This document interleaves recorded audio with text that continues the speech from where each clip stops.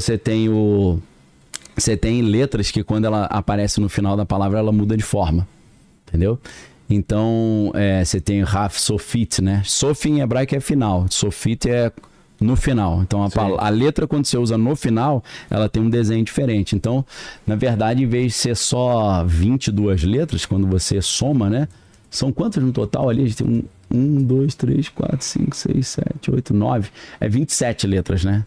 27 letras, porque tem as letras que tem o desenho padrão e o desenho Sofit, que é como aparece no final.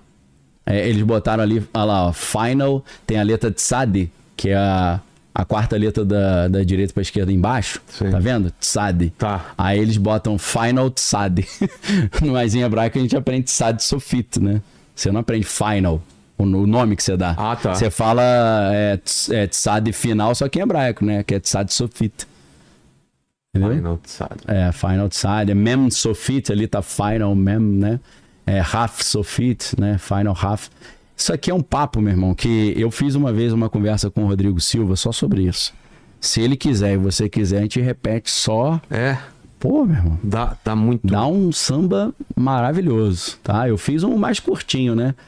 Porque eu vou jogando um monte de provocações, né, em cima dele, falando, pô, olha essa letra dela, pode ser isso, pode ser aquilo, e realmente, aí ele vai complementando, daqui a pouco a gente tá viajando, pirando, né, pega uns versículos da Bíblia, é legal pra caramba. Assim, por que a gente tá mostrando isso? Porque a base da Cabala é isso, e cada letra dessa tem um significado numérico e tem um significado arquetípico, assim como na numerologia e no tarô. Então, quando você usa esses números e letras que são arquétipos para criar uma ideia de um sigilo, por exemplo, e você esse sigilo vira uma entidade autônoma que vai trabalhar para você, é o conceito de um agente de inteligência artificial. Então, voltando àquele livro, Homer, se você puder botar de novo ali, o Golem, né, o livro, esses livros ali, eles já consideravam o conceito de Golem como um protótipo medieval da inteligência artificial, né? Por quê? Porque, olha lá o livro lá, Moshe Idel, né? Ali tem... Porra, tá em francês, né? Tradução dos originais de Cyril Alan Roth, prefácio de... Harry Adams. Tradução do original, não sei. Não sei se tá em hebraico, deve ser o original traduzido para francês, né? Traduit de l'original. Tá difícil de ler, também francês é um negócio que eu tô meio enferrujado, mas... Então, por que os caras estavam comparando Golem com inteligência artificial? Tanto o Golem quanto a inteligência artificial são entidades artificiais que simulam uma inteligência, porque você interage, conversa, dá ordem, dá comando, ele obedece comando, aprende padrão, você ensina a fazer uma tarefa, ele repete a tarefa, mas não tem uma alma, né? Seria um ser sem alma, se a gente poderia dizer. Ou seja, não tem um livre-arbítrio genuíno.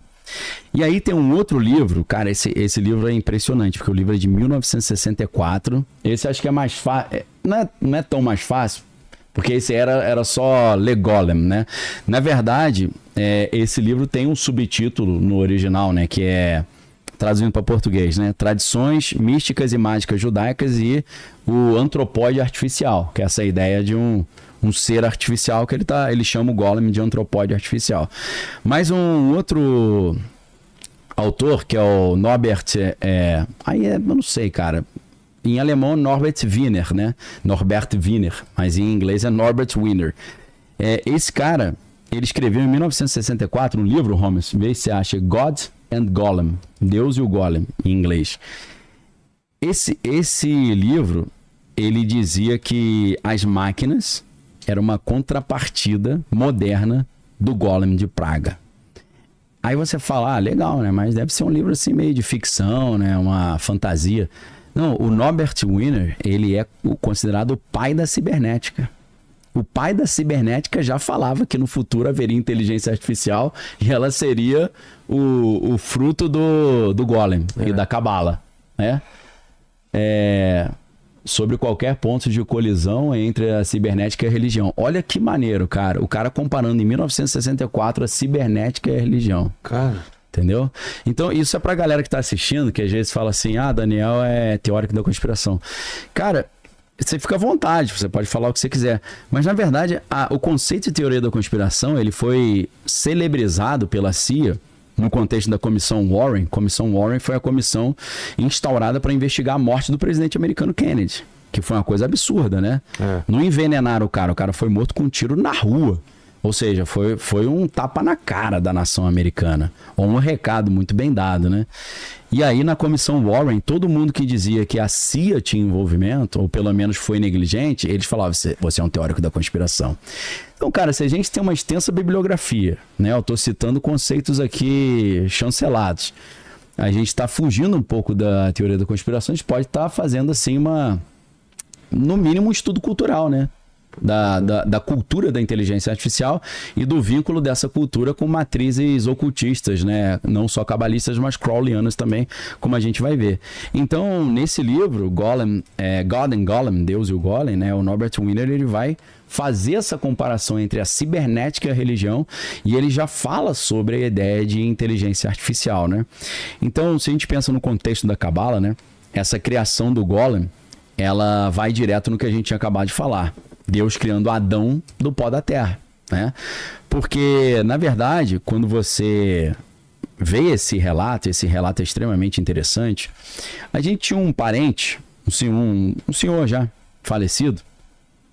Não vou falar o nome porque o cara faleceu, não me falou que eu poderia falar abertamente sobre essa conversa particular que nós tivemos. Mas ele era um cinéfilo, então a gente tinha altas conversas sobre filmes, né? Ele era da família da minha esposa. É um cara que amava filmes, quando a gente se encontrava era maravilhosa a conversa. Mas ele era ateu. E ele falava assim, Daniel, não acredito que você, cara, um cara esclarecido, você tem mestrado, tem doutorado, você acredita que Deus vai fazer um boneco de barro e vai soprar no barro? Como você pode acreditar numa coisa tão rudimentar assim? Aí eu falava pra ele, cara, o meu entendimento disso talvez difere um pouco do seu, porque quando eu olho na Bíblia Deus criando o homem a partir do barro, o que eu estou interpretando é Deus usando os átomos que tem na terra para poder criar o homem. Porque o mesmo ferro que faz a terra ficar vermelha é o ferro que faz o sangue ficar vermelho. Né? E gera a hemoglobina e faz a gente ficar anêmico, né? Quando a gente está anêmico, o que a gente faz? A gente tem que tomar ferro. Né? Você vai verdade. tomar. Aí você fala, cara, é porque a gente não imagina um ferro líquido, né? Um ferro microscópico. Mas o que faz a hemácia transportar o oxigênio é o ferro que está dentro da hemácia, né? Então, cara, é impressionante a gente imaginar que o mesmo elemento que faz a terra ser vermelha é o elemento que faz o sangue ser vermelho. E no final das contas, se você prestar um pouquinho de atenção, o sangue tem cheiro de ferro. Ele tem cheiro de ferrugem, né? Tem. Então, assim, cara, a gente não pode esquecer, ferro é um metal. E esse metal tá circulando dentro do nosso corpo. E ele é vital pra nós. Cara, isso é... Não é muita loucura isso? É louco isso, cara. Então, aí você pensa metal, assim... né? Pô. Metal circulando, você fala, pô, é tóxico, né? Essa parada vai me matar. Não, pelo contrário, é o que te traz a vida. Sem isso não tem transporte de oxigênio, nem troca de oxigênio. E aí a pessoa tá anêmica, ela tá numa situação complexa. Ela pode até morrer, dependendo do grau da anemia. Então, assim, em vez de eu olhar o relato da Bíblia, o homem criou Deus do pó, do barro, fez um bonequinho. Deus fez um bonequinho de barro. E depois assoprou e falou, vai lá, Pinóquio, vai lá, faz lá. Né? Lembrando, Pinóquio é uma espécie de golem também, né? E Gepeto...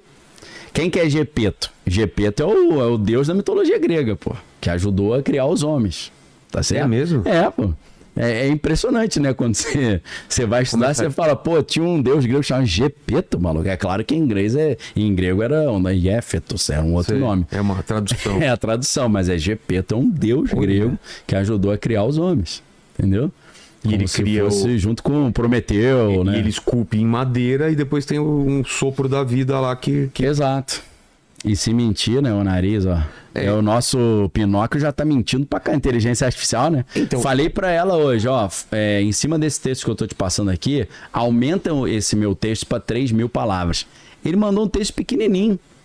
Eu falei, olha só, esse texto não tem 1.000 palavras. Não tem 4, eu falei, aumente de 3.000 palavras pra 4. Traga mais conteúdo. Aí ele mandou um texto pequeno. Eu falei, ó, esse texto não tem 4.000 palavras não. Aí ele, desculpa, realmente não tem não. Eu botei um texto menor. Eu falei, mas por quê, pô? Cara. Eu não pedi 4.000, você botou... Aí ele falou, esse texto tem por volta de 1.000. Eu falei, meu irmão, você botou só 25% que eu pedi? Eu coloquei essa roupa ridícula e você ainda não se inscreveu, deu like e comentou? Que palhaçada!